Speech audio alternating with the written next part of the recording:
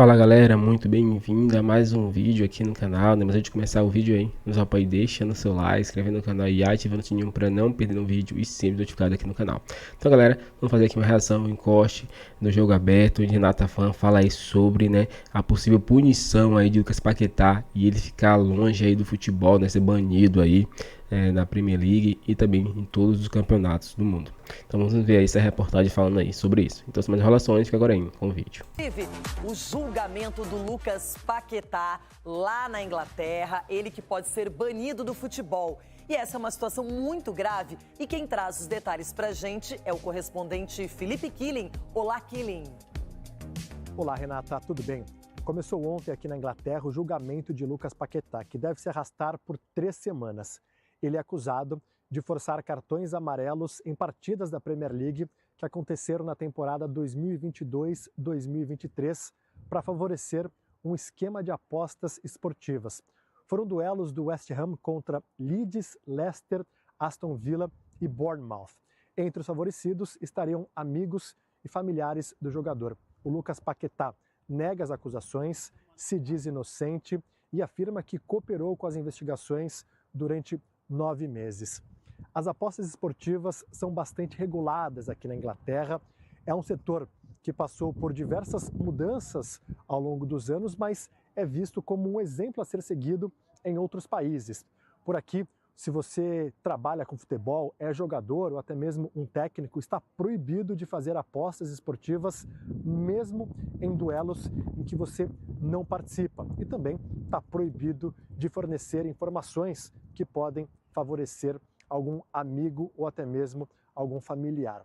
Existem outros casos aqui na Inglaterra de jogadores que acabaram sendo punidos, mas o Lucas Paquetá está sendo investigado por manipular partidas. E esse é um tema bastante sensível por aqui, até por isso, uma pena que pode significar o fim da carreira dele no futebol. Então, ao longo dessas 3 semanas, a defesa de Paquetá vai apresentar documentos para tentar provar que ele é inocente, mas a Federação Inglesa de Futebol afirma que tem documentos e também provas suficientes de que, de fato, ele teria forçado esses cartões amarelos para favorecer um esquema de apostas. Eu volto com você. Obrigada, Killing. Vamos acompanhar esse julgamento do início ao fim e o Lucas Paquetá passando por uma aprovação na carreira, não é mesmo? E por falar em agradecimento, eu não posso deixar de agradecer a todo mundo que acompanhou, que vai acompanhar a entrevista que eu fiz com o José Boto. Foi uma entrevista, gente, sensacional. De verdade, como é bom conversar com uma pessoa. Primeiro, essa pessoa, no caso do José Boto, ele responde as perguntas. Não sai pela tangente, não fica fazendo joguinho, não fica fazendo jogo de palavra. Muito pelo contrário, ele responde a tudo e de maneira direta, clara e simples. Por quê? Porque o público prefere assim, não é o Vene Casagrande jornalista que prefere assim. Fica muito melhor para acompanhar. Gente, eu como uma pessoa ali, um jornalista entrevistando o José Boto, o tempo voou, 1h15 de entrevista e passou extremamente rápido. O José Boto foi uma das melhores pessoas que eu gostei de entrevistar. E eu vou falar um nome aqui que muita gente vai ficar espantado. Por exemplo, o lateral esquerdo, o René, eu já entrevistei uma vez, é outro também que gosta de falar de futebol, fala abertamente sobre futebol. O José Boto, ele abriu o jogo. A declaração dele sobre o Lohan é sensacional, dizendo que o Lohan não vai deixar o Lohan sair agora, que vai trabalhar o Lohan para ele reconquistar a alegria de jogar futebol.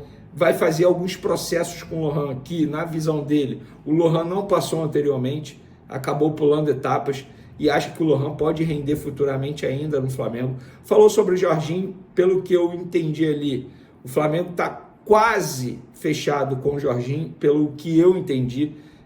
Você pode ter entendido diferente, mas o José Boto ele deixou muito claro que está extremamente otimista.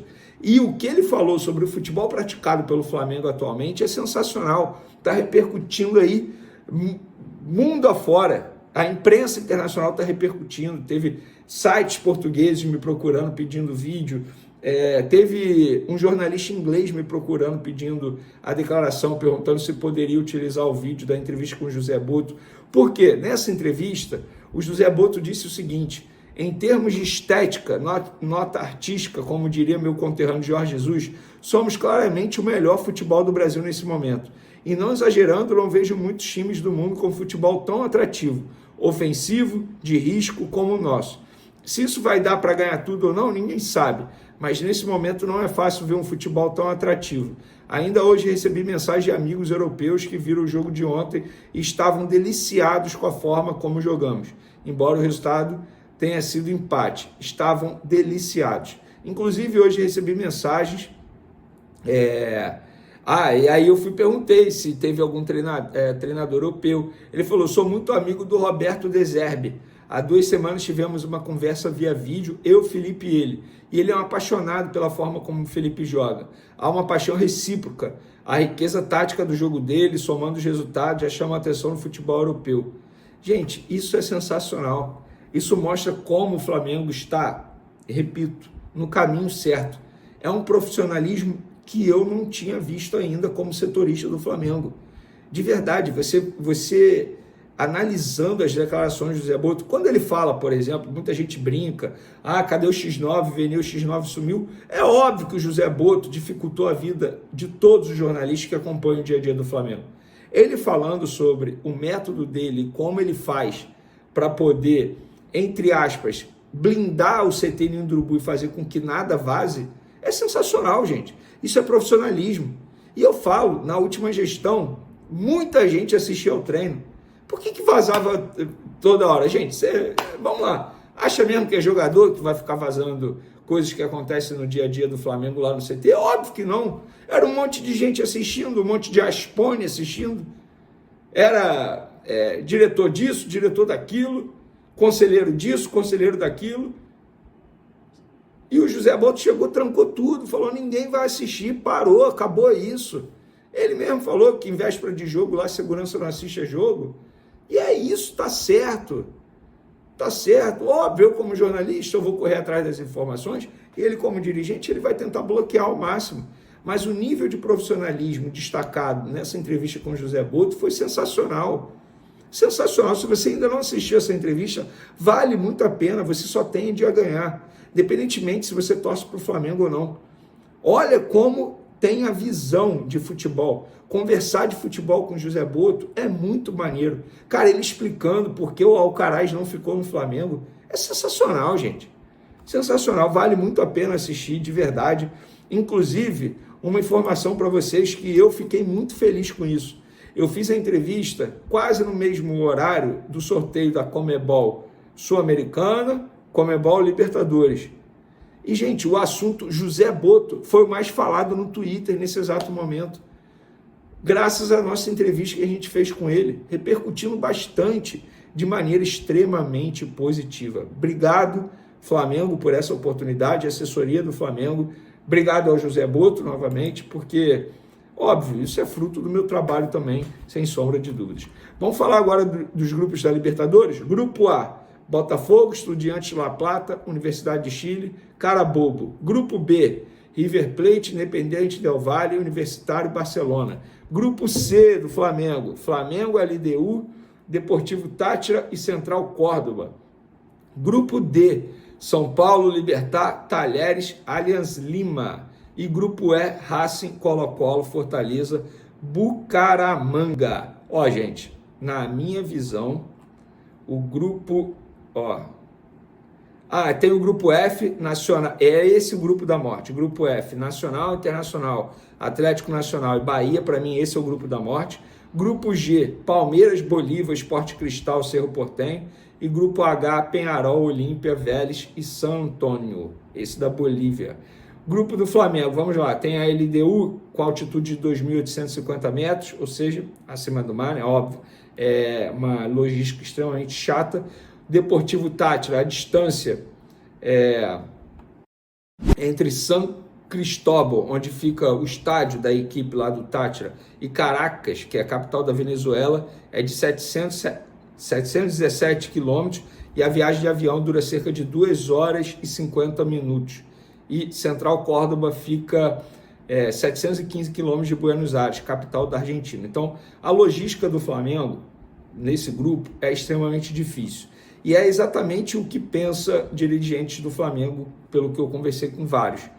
Logística difícil e tem também gramado. O gramado desses estádios que o Flamengo vai jogar fora de casa não são bons, ou melhor, não costumam ser bons. Isso também preocupa, mas o entendimento é que o Flamengo tem totais condições de passar em primeiro. Inclusive, essa é a meta do Flamengo, obviamente, nesse grupo da Libertadores. O que vocês acharam aí? Qual é o grupo da morte? Para mim, o grupo da morte, repito, é o F, que tem Nacional, Internacional, Atlético Nacional e Bahia. Para finalizar nosso vídeo, galera, Gerson, assunto Gerson. O BAP deu uma entrevista lá na sede da Conmebol falando o seguinte: nós fizemos uma proposta para o Gerson que eu julgo como muito boa. Agora a bola está com ele. Nós estamos otimistas, não vamos deixar nada para em cima da hora. Estamos atentos aos detalhes, acho que ele está satisfeito com a proposta que fizemos para ele. O retorno é dele para o Boto, a minha parte como presidente eu fiz. E, gente, vou ser sincero, apurei, a proposta financeiramente falando é muito boa, é muito boa. Eu acho que o Gerson e o seu pai, o seu Marcão, que reclamaram, beleza, eles tinham motivo para reclamar, na verdade o Marcão tinha motivo para reclamar, só não concordei com a forma que foi feita publicamente. Por exemplo, o empresário da Arrascaeta está tentando a renovação de contrato, mas de maneira silenciosa, liga direto para o Boto. Eu acho que o seu Marcão poderia ter feito o mesmo, mas já fez, assunto resolvido. Agora o Flamengo fez o papel dele, fez uma proposta de renovação de contrato que eu considero sensacional financeiramente falando. Proposta muito boa, gente, muito boa mesmo. Para nível de futebol brasileiro, maravilhosa proposta. Eu acho que o Gerson agora só não renova se ele não quiser. Beleza? Então é isso, galera. Chegar mais um fim de vídeo aqui no canal. Vimos aí a imprensa repercutindo tudo, né? Falando um pouquinho aí sobre esse caso Lucas Paquetá, um caso muito complicado, né? A FA aí, né, da Premier League, tá pedindo banimento de Paquetá urgentemente, né? Depois de alguns meses aí investigando o jogador, né? Ele passou por uma investigação muito complicada aí, onde ele foi vetado de uma transação aí pro Manchester City umas 2 vezes, ou foi 13, né? Por causa que ele estava sendo investigado. E se isso se comprovar, realmente acabou realmente com a carreira dele, né? Vamos dizer assim, carreira internacional, né? E também nacional. Ele só vai poder jogar na Rússia, porque a Rússia está sendo tratado aí com o futebol europeu, então só tem a liga deles lá. Então eles só vão poder jogar no campeonato deles, né? Então eu acredito que esse vai ser a sina, né, de Paquetá acabar indo para lá, né? Vamos torcer que isso não aconteça, né? E ele continue jogando alto nível, né? Quem sabe vir até atuar no Flamengo aí, nesse Super Mundial de Clubes. Isso seria excepcional, mas é complicada a situação porque eles estão pegando no pé diretamente. Dê sua opinião pra gente aqui, galera. Se inscreva no canal e até o próximo vídeo.